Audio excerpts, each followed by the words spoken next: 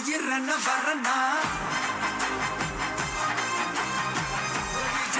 விஜய் எளியவன் குரல்னா விஜய் தனியால் இல்ல கடல்னா விஜய் எளியவன் குரல்னா விஜய் தனியால் இல்ல கடல்னா மக்கள் தானே மன்னர்களே உனக்கு காட்ட வரனா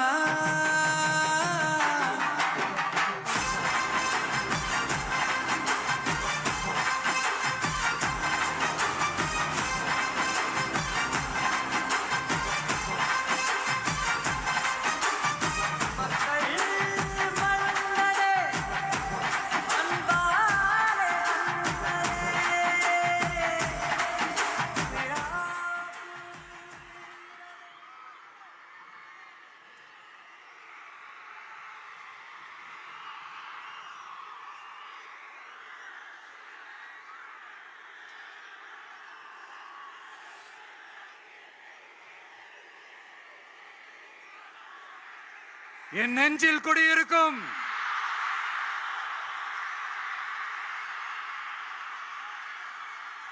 புதுச்சேரி மக்கள் உங்கள் அனைவருக்கும் என்னுடைய வணக்கம். வணக்கம் வணக்கம். எல்லாரும் எப்படி இருக்கீங்க?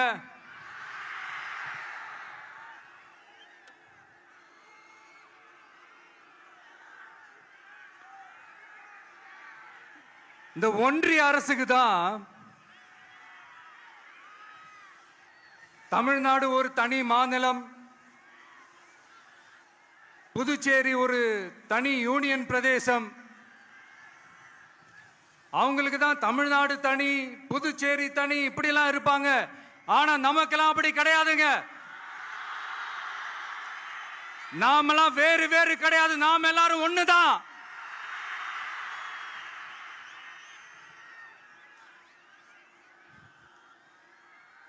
தமிழ்நாடும் புதுச்சேரியும் தனித்தனியாக இருந்தாலும் நாம் எல்லாரும் ஒண்ணுதான். நாம் எல்லாரும் சொந்தம் தான்.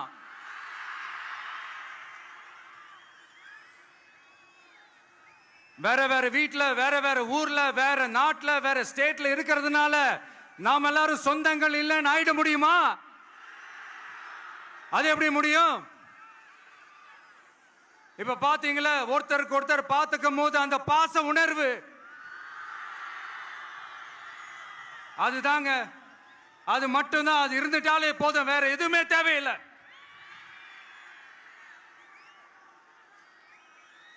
அதனால தமிழ்நாடு, புதுச்சேரி, கேரளா, கர்நாடகா, ஆந்திரா மட்டும் இல்ல, உலகத்துல எந்த மூலையில நம்ம வகைரா இருந்தாலும் அவங்க எல்லாருமே நம்மளோட உயிர் தான். அவங்க எல்லாருமே நம்மளோட உறவு தான்.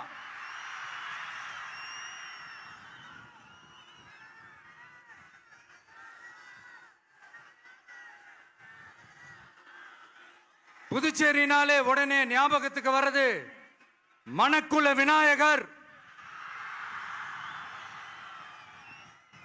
அரவிந்தர் ஆசிரமம், வில்லியனூர் மாதான் சொல்லி இவங்க எல்லாரும் ஞாபகத்தில் வருவாங்க. அது மட்டும் இல்ல, மகாகவி பாரதியார் அவர்கள் இருந்த மண், பாவேந்தர் பாரதிதாசன் அவர்கள் பிறந்த மண். அது மாதிரி இன்னும் சிறப்புகளை அடுக்கிக்கிட்டே போலாம். ஆனா அரசியல்னு வந்துட்டா ஒரு முக்கியமான விஷயத்தை பத்தி நம்ம சொல்லி ஆகணும். 1977ல புரட்சி தலைவர் எம்ஜிஆர் அவர்கள் தமிழ்நாட்டில் ஆட்சி அமைச்சாங்க. ஆனா அதுக்கு முன்னாடியே 1974லயே இங்க புதுச்சேரியில அவங்களோட ஆட்சி அமைஞ்சது. அதனாலதான் அப்பவே சொன்னாங்க, நமக்காக வந்தவர் எம்ஜிஆர், அவரை தமிழ்நாட்டில் மிஸ் பண்ணிடாதீங்கன்னு நமக்கு அலர்ட் பண்ணதே புதுச்சேரி தான். அப்படிப்பட்ட புதுச்சேரியை நம்மளால மறக்க முடியுமா? அது மட்டும் இல்ல, இங்க இருக்கிற மக்கள் தமிழ்நாடு மாதிரியே புதுச்சேரி மக்களும் என்ன கிட்டத்தட்ட ஒரு 30 வருஷமா என்ன தாங்கி பிடிச்சுக்கிட்டு இருக்கிறீங்க.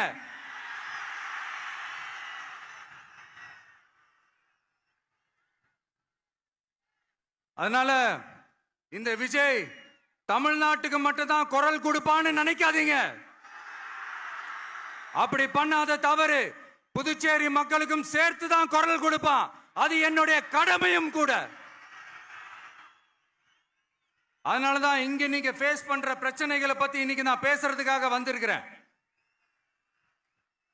அது மட்டும் இல்ல, இந்த புதுச்சேரி கவர்மெண்ட்டை பத்தி நாம சொல்லியே ஆகணும்.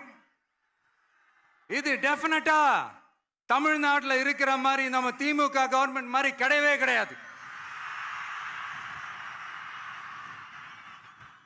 ஏன்னா வேற ஒரு அரசியல் கட்சி நடத்துற நிகழ்ச்சியாகவே இருந்தாலும் அந்த நிகழ்ச்சிக்கு தன்னெழுச்சியா வர நம்ம மக்களுக்கு பாதுகாப்பு கொடுத்து பாரபட்சமே காட்டாம இந்த கவர்மெண்ட் நடந்துகிட்டு இருக்கிறாங்க. அப்படிப்பட்ட இந்த புதுச்சேரி கவர்மெண்ட்டுக்கும் நம்ம புதுச்சேரி சிஎம் சார் அவர்களுக்கும் இந்த நேரத்தில் என்னுடைய மனப்பூர்வமான நன்றிகளை தெரிவிச்சுக்கிறேன். இத பார்த்தாவது தமிழ்நாட்டில் இருக்கிற அந்த திமுக கவர்மெண்ட் கத்துக்கிட்டா நல்லா இருக்கும்.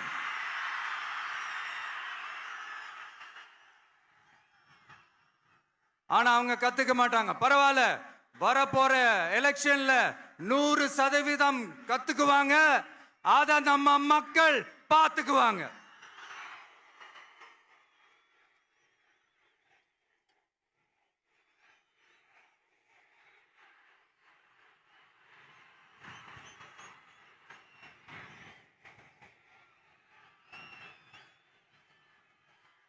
புதுச்சேரியில் இருக்கிற கவர்மெண்டோட கூட்டணி ஆட்சியில இருந்தாலும் புதுச்சேரிய ஒன்றிய அரசு எதிலையுமே கண்டுக்கல என்றது புதுச்சேரி மக்களான உங்களுக்கு நல்லாவே தெரியும்.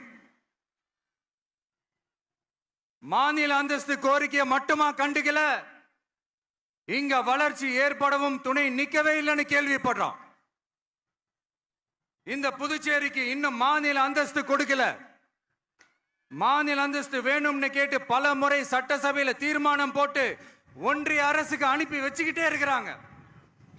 இந்த வருஷம் கூட மார்ச் மாசம் 27ஆம் தேதி 2025 அன்னைக்கு ஒரு தீர்மானம் போட்டாங்க. அது மாநில அந்தஸ்து வேணும்னு கேட்டு ஒன்றிய அரசுக்கு அனுப்புற 16வது தீர்மானம். புதுச்சேரி காரைக்கால் பகுதிகளில் மூடப்பட்ட 5 மில்கள், பல்வேறு தொழிற்சாலைகளை மீண்டும் திறக்கிறதுக்கு இதுவரைக்கும் ஒரு துரும்ப கூட கிள்ளி போடல. பல்லாயிரக்கணக்கான இளைஞர்களோட வேலை வாய்ப்புக்காக எதையுமே செய்யல.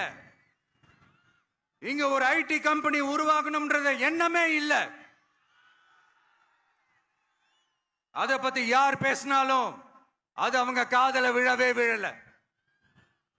இங்க ஒரு அமைச்சரை ஊழல் குற்றச்சாட்டுல பதவி விட்டு நீக்கப்பட்டு அந்த இடத்துக்கு இன்னொருத்தரை நியமிச்சு 200 நாள் ஆச்சு. இன்னும் அவருக்கு ஒரு இலாக்காவே தரல. இந்த செயல் சிறுபான்மை மக்களை அவமானப்படுத்துறதுன்னு அந்த மக்களே சொல்றாங்க. புதுச்சேரியோட முக்கிய அங்கமாக இருக்கிற காரைக்கால், மாகே, ஏனாம் பகுதிகளில் எல்லாம் முன்னேற்றமே இல்லைன்னு அந்த பகுதி மக்கள் சொல்லிக்கிட்டே இருக்கிறாங்க. குறிப்பா காவிரியோட கடைமடை பகுதியான காரைக்காலை மொத்தமா கைவிட்ட மாதிரி தான் இருக்குது. இது எல்லாமே முன்னேற்றம் அடையணும். டூரிஸ்ட் பிளேஸ் ஆன புதுச்சேரியில போதுமான அளவு பார்க்கிங் வசதி இல்ல, போதுமான அளவு கழிப்பறை வசதி இல்ல. இதெல்லாமே மேம்படுத்தணும். புதுச்சேரி கடலூர் மார்க்கமான ரயில் திட்டம் வேணும்ங்கிறது நீண்ட கால கோரிக்கை. புதுச்சேரி மக்களுக்கு ஒன்னே ஒண்ணுதான் சொல்லணும், இந்த திமுகவை நம்பாதீங்க. அவங்களுக்கு உங்களை நம்ப வச்சு ஏமாத்துறது தான் அவங்க வேலையே.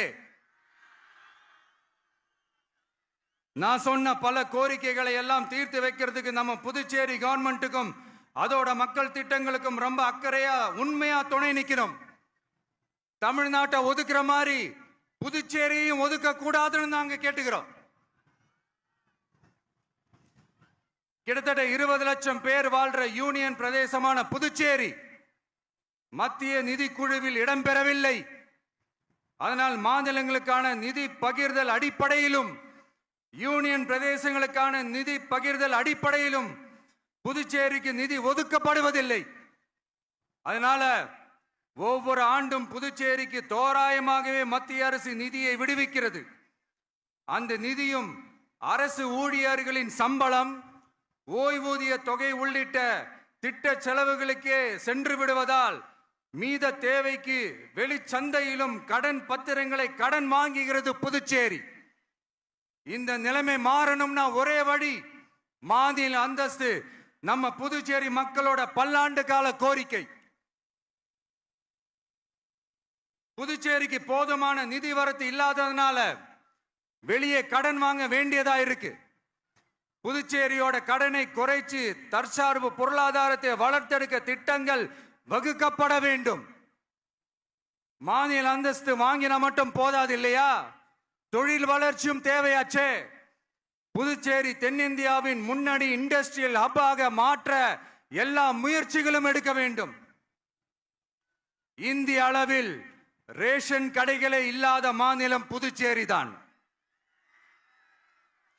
ஏழை எளிய மக்களுக்கு வாழ்வாதாரமே ரேஷன் கடைகள் தான்.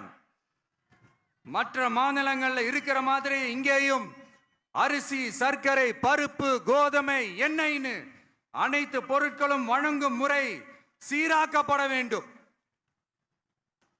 கடைசியா மீன் பிடிக்க செல்லும் காரைக்கால் மீனவர்களை அடிக்கடி கைது செய்யும் இலங்கை கடற்படை அவர்களின் படகுகளையும் பறிமுதல் செய்து விடுகிறது. அதனால் நீண்ட போராட்டங்களுக்கு பிறகு அவர்கள் விடுவிக்கப்பட்டாலும் படகுகள் கிடைக்காததால் படு மோசமான நிலைக்கு தள்ளப்படுகின்றனர். இந்த நிலை மாற வேண்டும். நான் மறுபடியும் சொல்றேன், இந்த விஜய் புதுச்சேரி மக்களுக்காகவும் எப்பவும் துணை நிற்பான்.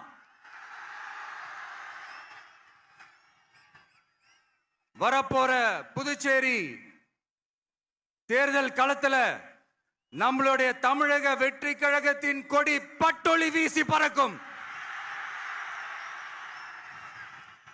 கான்பிடென்டா இருங்க, நல்லதே நடக்கும், வெற்றி நிச்சயம். மீண்டும் சந்திக்கும் வரை நன்றி, வணக்கம்.